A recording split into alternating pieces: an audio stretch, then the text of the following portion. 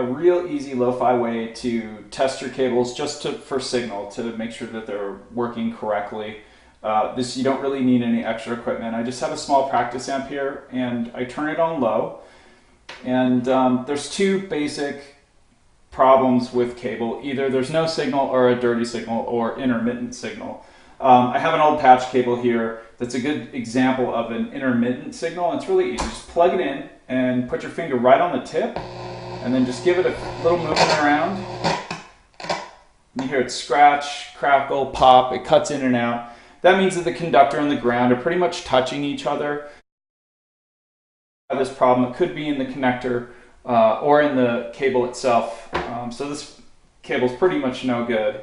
Then we go to a sawdust cable. It has both connectors on it. I plug in one end, and you can do this with any cable. This is the method. It's pretty simple. You just touch the end. You get a nice warm hum out of the amplifier. That tells me that this cable has making connection perfectly good. Now with the sawdust cable, what's cool is you can actually just put one connector on, plug that one in, and just touch the cable itself, and the conductor is going to ground. It's also going to give you that hum.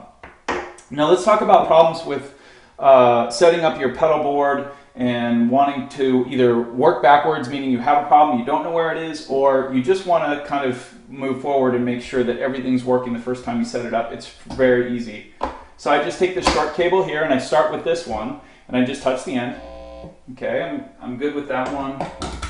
Then I'm going to move to the next one and just touch the tip, and that one works fine. And all these pedals are clicked on, so that's why they already have signal. Then I move to the next one here and I just touch that one. I'm good. Then this final one would be my instrument cable. Plug that in, give it a touch, now I've got a hum. This works great. It's really easy. You can do it with a bigger amp, but make sure that it's turned down and the gain is off. This is a really good way to solve problems. And you can do this working backwards with your pedals. If you were at a gig, you can just unplug everything, start with your instrument cable, and then work backwards the way that I just did.